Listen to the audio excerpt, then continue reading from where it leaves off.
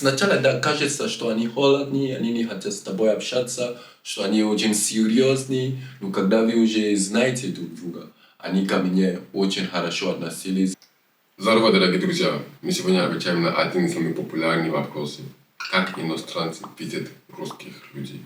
Давайте, поехали. Меня зовут Эбан Зехе. Я приехал в Россию в 2018 году. И сегодня я с вами все. Я Фиделис, я тоже приехал в 2018 году учиться. Для того, чтобы этот вопрос ответить, мы будем разделить иностранцев на две группы. Те, кто жили в России или хотя бы побывали в России. И те, которые вообще никогда не побывали ни разу в Россию.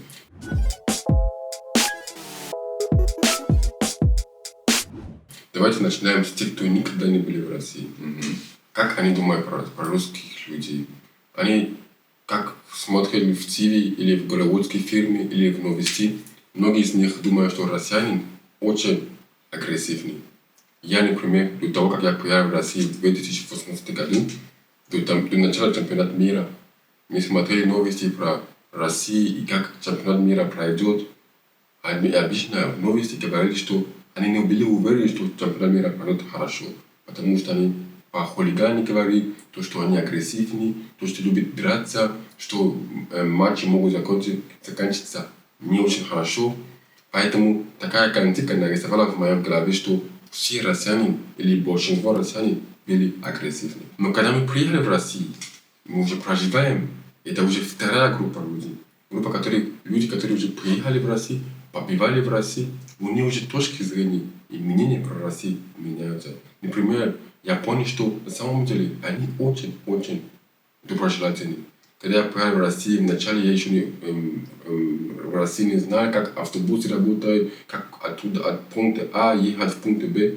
Один раз я потерялся на остановке. У меня телефон отключился. И я там долго стоял в холоде, и подошла одна женщина. Она меня спросила, куда я ездил. Я там еще плохо говорю по-русски.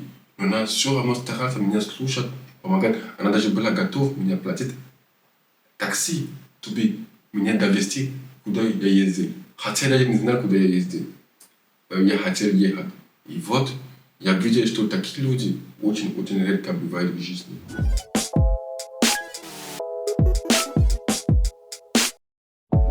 И тоже второе, это что они опасные люди.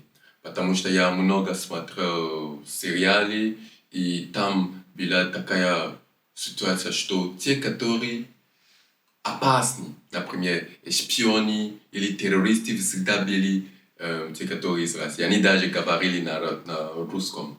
Например, я видел фильм «Черный список», «Blacklist», и там главный герой, у него мать из России, и ее называли Лизавета Ростова, и она была шпион.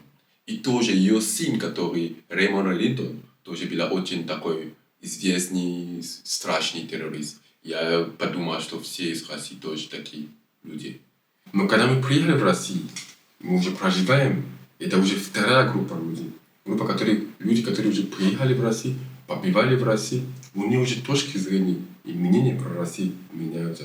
А еще образование людей, потому что много раз у меня случилось, что я познакомился с людьми, которые вообще говорят на двух, на трех языках. И у меня такой случай был, когда я пошел в посольство. Да, я там мужик, который даже постарше меня, подошел и вообще на французском со мной разговаривал. Спросил, откуда я, как я приехал в Россию. Все на французском. Я вообще в шоке был, что он так аккуратно, все четко говорил на французском. Было очень круто и мило, что он понимает даже, откуда я даже сказал, где страна находится. Все это было очень круто.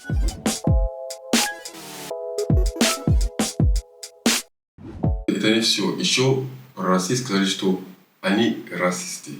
Когда смотрели в ТВ или документарии в интернете про Россию, мы там написали, что русские люди расисты. Что там в России не уважают права человека, что свободные слова нет. И эта картинка нарисовали, как будто в России иностранцы как бы не ценят. И тоже я подумал о том, что в России все негостоприимные. Гостеприимные. Да, гостоприимные. Потому что когда я приехал первый раз, это было уже как поздно, там за 7 часов, 6 часов вечера.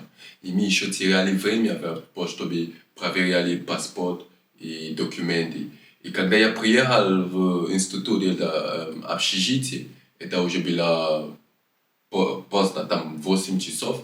И, конечно, меня ждали. Но когда я приехал, сказали, что командант, который работает, она уже ушла. И потому что и мне нужно искать там отель за ночь или 2 ночи, чтобы в понедельник приехать, когда она там. Ну, к счастью, были эти студенты, которые старшие, они приехали и звонили там много звонок, там международный, вообще много звонок. И тогда я ничего не знал, русский язык, ничего не понял, что случилось, что вообще происходит. И потом, после этого, там вообще ждал час, и потом, только тогда, после этих звонки, мне позволили войти в общагу. А в течение времени я тоже заметил, что они очень гостеприимны, потому что, проживав в России год, у меня друзья российские или русские люди, они меня постоянно пригласили на футбол, постоянно пригласили к себе дома. Когда я пришел, они накрывают стол, на день рождения приглашают, на Новый год приглашают. Они очень-очень открытые, очень доброжелательные, очень гостеприимные. Да.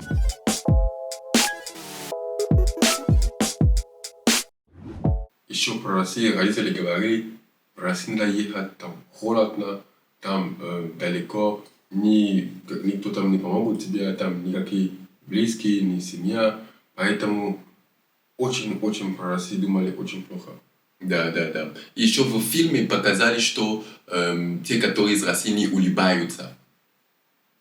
Да. Когда это главный герой или главный как бы плохой человек в фильме, они всегда были, как бы, у них всегда были российские корни.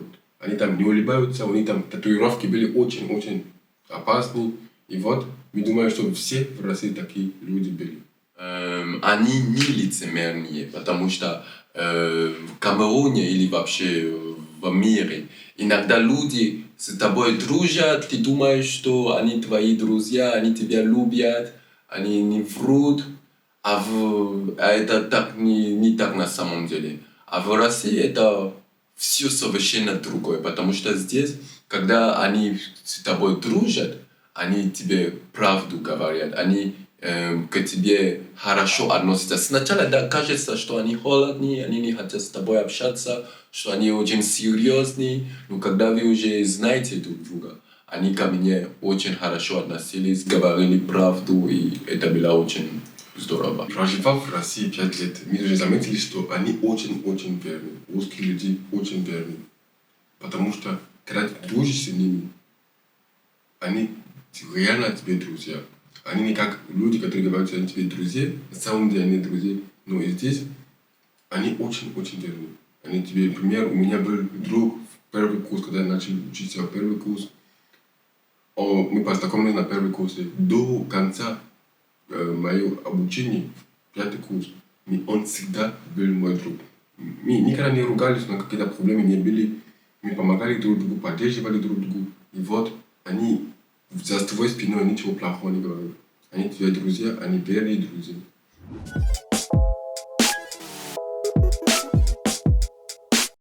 И мы не говорим, что в России нет плохих людей или агрессивных людей. Мы хотим говорить, что картинка, которая нарисована в интернете или в новостях, что в России все плохие или все агрессивные или все расисты. Для нас, это, проживав в России 5 лет, это неверно. Да, это не совсем верно. Вы даже видели, что есть такой, который мы думали, когда мы еще не приехали, и когда мы уже жили в России, учили русский язык и общались с людьми, мы поняли, что много вообще не очень правильно, что в интернете. Я даже бы сказал, что процент больше 85-95% россияне или русские люди очень-очень хорошие. Да, да. Доброжелательные, верные. И те, кто плохие, это совсем-совсем маленькие. Да, очень редко бывают такие случаи, где ко мне лично я не могу вспомнить, когда у меня какой-то плохой опыт был в России. Если вам понравилось это видео, и хотите посмотреть другое, нажмите здесь. А чтобы не пропустить следующий ролик, подпишитесь. Да. А еще мы русские, можете писать у нас вниз в Мы русские. Ви. Я думаю, что еще много чего мы не рассуждали. Вот. Пишите, будет очень круто. С вами писать. общаться. Да.